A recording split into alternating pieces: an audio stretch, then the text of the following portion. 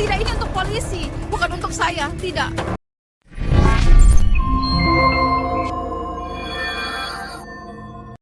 Halo sahabat, kali ini kita akan bercerita tentang kisah nyata yang terjadi di Jayapura, Papua pada tahun 2021, di mana seorang istri yang tega bersekongkol dengan selingkuhannya untuk menghabisi suaminya sendiri. Tapi sebelum lanjut, jangan lupa subscribe dan tekan lonceng notifikasinya. Awal cerita, ada seorang lelaki bernama Nasruddin yang dikenal dengan panggilan Acik. Dia tinggal di kota Arso, Kabupaten Keroom, Provinsi Papua. Acik sendiri berasal dari Sulawesi Selatan, tapi sudah merantau di Papua selama puluhan tahun. Bahkan banyak keluarganya juga yang saat itu sudah ikut tinggal di Papua. Di kota Arso, Acik punya usaha toko emas yang terbilang sukses dan punya beberapa karyawan. Karena keuletan Acik dalam mengelola toko emasnya, kehidupannya pun sangat baik secara finansial. Karena belum menikah dan sibuk mengelola usahanya, Acik pun mengambil pembantu seorang ibu-ibu yang berasal dari Mojokerto, di mana Acik sangat senang dengan pembantunya. Karena selain rajin, pembantu rumah tangga Acik itu dinilai sopan dan jujur. Apalagi setelah Acik tahu, ternyata pembantunya mempunyai seorang anak perempuan bernama Caca. Caca yang saat itu masih sekolah di bangku SMP, dinilai Acik sebagai gadis cantik dan sopan seperti ibunya. Dari situlah Acik mulai suka kepada Caca. Mengingat dirinya yang sudah berusia 33 tahun tapi masih lajang, maka tanpa banyak pertimbangan, Acik pun langsung minta izin ke pembantu rumah tangga tersebut untuk melamar Caca, dan menjadikan bocah SMP yang bernama lengkap, Virgita Legina Helu sebagai istrinya. Ibunya Caca pun langsung setuju dengan niat Acik. Karena dia tahu kalau Acik adalah sosok yang baik dan setia. Akhirnya di tahun 2011, Acik dan Caca pun menikah. Tapi usai akad nikah, Caca tetap melanjutkan sekolahnya sampai lulus SMA, dan semua biaya sekolahnya ditanggung oleh Acik. Bahkan bukan hanya biaya sekolah, kehidupan Caca pun saat itu langsung membaik secara instan karena Acik selalu menuruti apapun yang dia mau. Kalau Caca ingin mempercantik diri, diturutin sama Acik. Bahkan Acik sampai membiayai Caca untuk operasi plastik, demi merubah postur wajahnya dengan tujuan, untuk meyakinkan orang-orang kalau dia ini keturunan Bugis Tiongkok. Selain itu saking sayangnya Acik sama Caca, dia membelikan Caca mobil sendiri dan juga sebuah rumah. Dengan demikian, Caca yang sebelumnya cuma gadis desa biasa, langsung berubah jadi wanita sosialita dengan gaya hidup yang serba mewah. Bahkan ibunya Caca juga saat itu sudah tidak menjadi pembantu lagi, karena majikannya kini telah menjadi menantunya dan membiayai semua kebutuhannya. Tapi sayangnya, Caca yang saat itu masih sekolah, belum sepenuhnya dewasa dalam mengartikan sebuah pernikahan. Alhasil di tahun-tahun awal pernikahan, Caca malah selingkuh dengan pria seusianya. Bukan cuma sekali. Caca sering melakukan perselingkuhan yang bahkan hal tersebut beberapa kali diketahui oleh Acik dan keluarganya.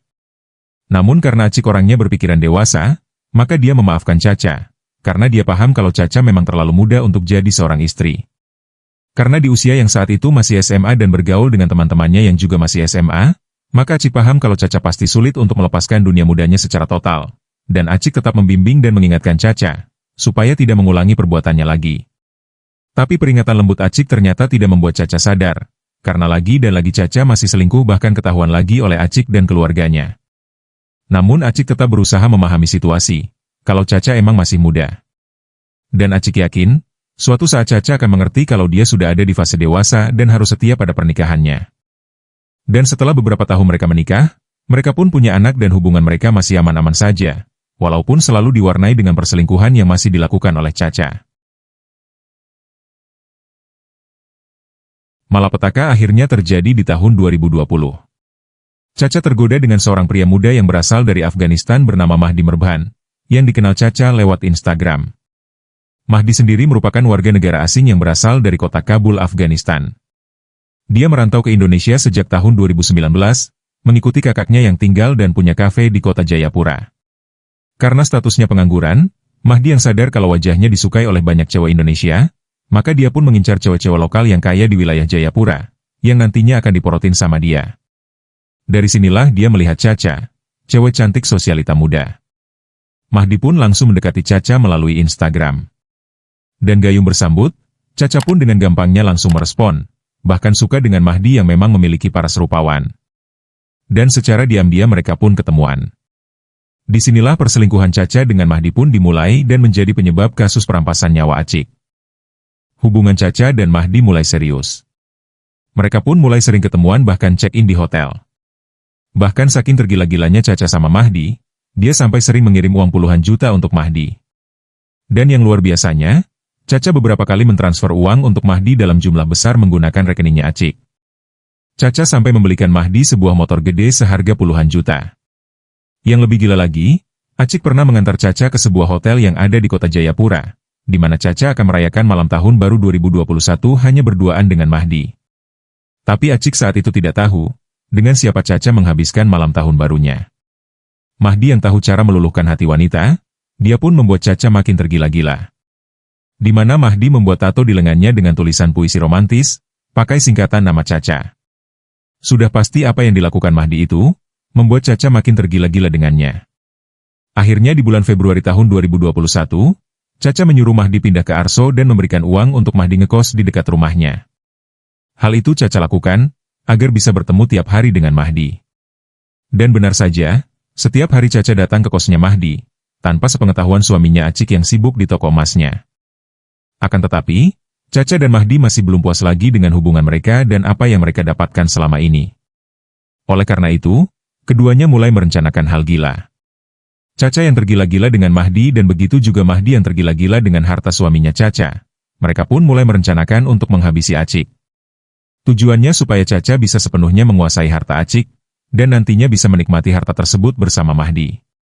Aksi pun mereka mulai di bulan April 2021, dengan rencana yang sudah mereka siapkan.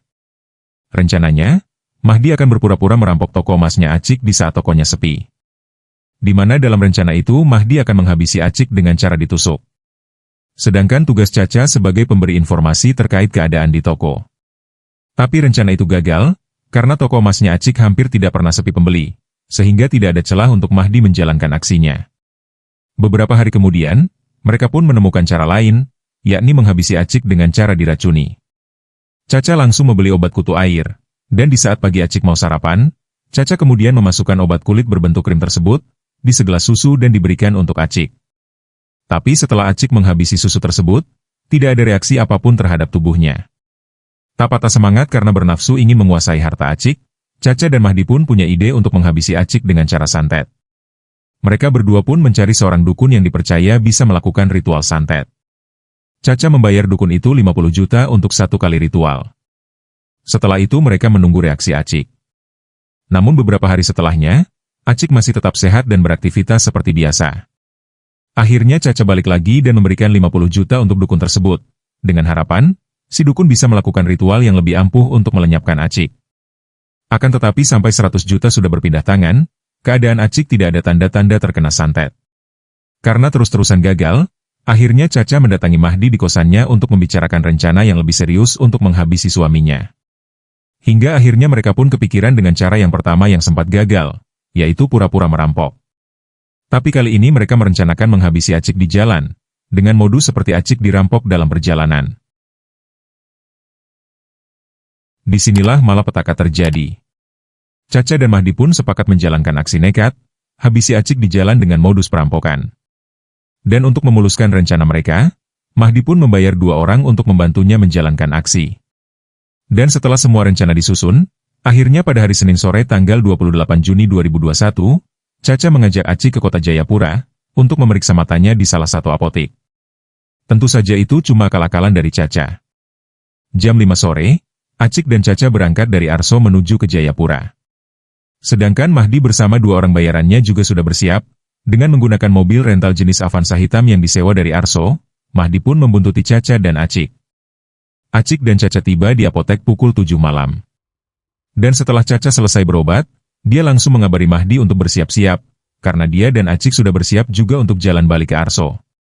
Tetapi Mahdi meminta Caca mencari alasan agar bisa pulang agak larut, karena dari pantauan Mahdi, jalan di lokasi yang sudah direncanakan untuk menghabisi Acik masih ramai oleh kendaraan yang lalu lalang. Karena itu Caca pun mengajak Acik untuk mampir dulu di Swalayan Jayapura, untuk beli parfum sekalian makan. Setelah pukul 9:30 malam dan setelah Mahdi mengabarkan bahwa jalan sudah sepi, barulah Caca mengajak Acik untuk balik. Sepanjang perjalanan pulang, Mahdi terus membuntuti mobil Acik dan sudah siap untuk beraksi. Dan setelah tiba di kilometer 9, pantai Holtekam Jayapura yang dianggap sepi, Mahdi pun menghentikan mobil Acik. Dan setelah memastikan situasi aman, Mahdi yang berpura-pura menjadi seorang anggota polisi langsung menyuruh Acik untuk keluar dari mobil. Dan karena merasa tidak ada yang salah dengan dirinya maupun kendaraannya, tanpa curiga sedikit pun Acik lalu keluar dari mobilnya. Dan di saat itulah secara tiba-tiba, Mahdi langsung menusuk tubuh Acik beberapa kali. Mendapat serangan tiba-tiba itu, Acik langsung berusaha masuk kembali ke mobilnya dengan tubuh terluka, dan berusaha berlindung pada Caca. Namun Mahdi terus menyerang Acik berkali-kali di dalam mobil dan di depan Caca. Acik pun tersungkur di pangkuan Caca. Namun di saat itu Caca yang memang menginginkan kejadian tersebut hanya menatap Acik yang tak berdaya. Setelah memastikan kalau Acik sudah dihabisi, Mahdi pun mengambil tas Caca beserta barang berharga lainnya, yang tentunya, itu hanya modus yang sudah dia rencanakan bersama Caca, agar kejadian tersebut terlihat seperti perampokan. Dan setelah mengambil semuanya, Mahdi kembali ke mobil sewaannya. Tapi dia tidak langsung pergi. Mahdi masih tetap di lokasi untuk lebih dulu membersihkan badan dan wajahnya, yang terkena cipratan cairan merah segar dari tubuh Acik. Sementara itu, Caca juga melakukan tugasnya dengan menghapus semua jejak Mahdi yang tertinggal di mobil mereka, serta melukai tangannya sendiri agar dirinya tidak dicurigai. Di saat itu ada sebuah mobil yang datang dari arah belakang mobil Acik. Dan disinilah Caca memainkan perannya dengan sangat sempurna. Saat mobil itu makin dekat, Caca keluar dari mobilnya dan berteriak minta tolong dengan pura-pura histeris. Si pengendara yang melihat Caca, langsung menghentikan mobilnya dan berusaha untuk menolong. Kenapa? Astagfirullah. Namun pengendara ini tahu situasi yang ada di depannya, sehingga dia pun merekam semua yang dia lakukan serta kondisi saat itu menggunakan kamera dari HP-nya. Tujuannya benar, agar nantinya dia tidak dituduh sebagai pelaku. Mahdi yang sedari tadi belum jalan, melihat ada orang yang telah membantu Caca. Di situ Mahdi langsung memacu mobil Avanza hitam itu meninggalkan lokasi. Sementara kepada sang pengendara yang membantu, Caca bersandiwara, menangis histeris dan mengaku, kalau suaminya dirampok dan ditusuk oleh si perampok. Pengendara itu langsung menelpon polisi untuk melaporkan kejadian tersebut, serta meminta tolong kepada pengendara lain yang lewat, untuk membawa Acik ke rumah sakit. Sesampainya di Rumah Sakit Dok 2 Kota Jayapura, Caca pun mengabarkan keluarga Acik, dengan tetap pada akting drama histerisnya. Caca melakukan semua itu dengan sempurna, apalagi di hadapan polisi yang sudah berdatangan untuk melihat sekaligus meminta keterangan terkait kronologi kejadian. Ketika Caca mendengar kalau Acik sudah menghembuskan nafas terakhirnya, seketika suasana rumah sakit menjadi ramai karena akting tangisan dan teriakan histeris Caca. Tentu hal itu dilakukan hanya untuk meyakinkan semua orang, kalau mereka benar-benar dirampok. Tapi di sini polisi melihat ada kejanggalan, karena jika itu murni tindakan perampokan yang berujung penusukan, pastinya pelaku juga tidak ingin meninggalkan saksi. Tapi anehnya, Caca selamat dan lecetnya cuma sedikit di tangan, sementara suaminya ditusuk 20 kali. Setelah Caca sudah terlihat mulai tenang, pihak kepolisian dari Polresta Jayapura mulai bertanya kronologi kejadian. Dan dengan drama isak tangisnya, Caca pun menjelaskan ke polisi, kalau mereka dirampok dengan orang yang tak dikenal. Bahkan Caca mengaku tidak sempat melihat ciri-ciri dan wajah pelakunya, serta tidak ingat jenis mobil pelaku. Tapi di sini polisi makin merasa ada yang janggal dengan cerita Caca. Ditambah lagi dengan Caca yang hanya lecet sedikit, sedangkan suaminya ditusuk sebanyak 20 kali. Polisi mulai berkesimpulan, jika pelakunya tidak berniat bahkan tidak berusaha menyerang Caca, berarti ada unsur dendam pribadi antara pelaku dan suami Caca. Polisi pun mulai mencurigai kalau kasus ini kemungkinan besar bukan kasus perampokan biasa. Pihak Polresta Jayapura kemudian mendalami penyelidikan dengan menginterview semua keluarga Acik untuk memastikan, apakah Acik punya musuh atau saingan bisnis. Dari pengakuan semua keluarga, Acik tidak pernah punya musuh. Tapi mereka bercerita, kalau Acik memang sering bermasalah, tapi itu dengan istrinya sendiri, karena Caca yang berkali-kali selingkuh dan membuat mereka sering bertengkar. Dari informasi kalau Caca sering selingkuh inilah, kecurigaan polisi semakin kuat, di mana kasus ini semacam susunan puzzle. Yang mana dari kejanggalan, Caca yang tanpa ada luka apapun, kemungkinan besar pelaku, ada punya hubungan kuat dengan Caca. Tapi polisi juga dibuat bingung, karena Caca selalu memperlihatkan kalau dia benar-benar terpukul karena kehilangan. Akan tetapi polisi terus mengamati gerak-gerik Caca dan menyelidiki kasus yang memang rumit ini, karena tidak menemukan adanya bukti yang mengarah pada petunjuk dari pelaku. Akan tetapi selang beberapa hari kemudian, akhirnya polisi pun menemukan titik terang. Di mana si pengendara yang membantu Caca dan sempat merekam situasi di lokasi kejadian, menyerahkan video tersebut kepada polisi. Dan dari video itulah, polisi melihat ada mobil Avanza hitam yang punya gelagat mencurigakan di lokasi sebelum kabur, saat melihat ada yang datang untuk membantu Caca dan Acik. Polisi kemudian mencocokkan mobil tersebut dengan sebuah mobil Avanza hitam yang terekam CCTV apotek, tempat Caca memeriksa mata. Dan memang, mobil yang ada di dalam kedua video tersebut sangat mirip. Dari rekaman video, polisi berhasil menganalisa plat nomor mobilnya. Dan mulailah penelusuran dilakukan. Dimulai dengan menelusuri pemilik mobil yang ternyata, itu mobil dari usaha rental di Kota Arso. Maka dengan bantuan pemilik rental, polisi pun memperoleh informasi lagi kalau yang menyewa mobil Avanza hitam di waktu kejadian, adalah seorang pria berwarga negara Afghanistan bernama Mahdi Merban. Petugas kepolisian yang sudah mengantongi identitas Mahdi Merban, langsung membuntuti sang pelaku. Tak butuh waktu lama, akhirnya polisi pun berhasil menangkap Mahdi di Bandara Sentani Jayapura, pada hari Sabtu tanggal 2 Juli 2021. Tepat saat itu Mahdi sedang menunggu untuk naik pesawat hendak kabur ke Sulawesi Selatan. Setelah diperiksa dan diinterogasi habis-habisan, akhirnya Mahdi pun menyerah dan mengakui semuanya. Bahkan dia mengakui kalau ini dia lakukan bersama pacarnya, yaitu Caca. Pengakuan Mahdi itu ternyata sesuai dengan kecurigaan polisi selama ini, kalau Caca juga terlibat dalam kasus ini. Dan saat itu juga, polisi langsung menangkap Caca di Kota Makassar, saat sedang dalam acara berkabung. Setelah diperiksa dan diinterogasi, Caca akhirnya mengakui semuanya.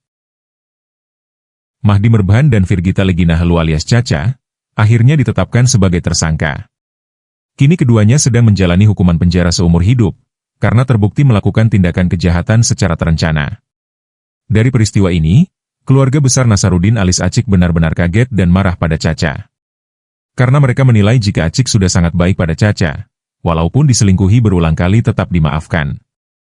Caca juga dimanjakan dengan segala kemewahan oleh Acik, namun semua itu dibalas Caca dengan sesuatu yang sangat di luar dugaan, hanya untuk menguasai harta Acik dan hidup bersama selingkuhannya. Sekian pembahasan kita kali ini dan terima kasih sudah menonton. Jika sahabat ingin kita bahas kisah nyata lainnya, tinggalkan komentar sahabat. Salam sehat selalu untuk sahabat nyata, dan sampai jumpa.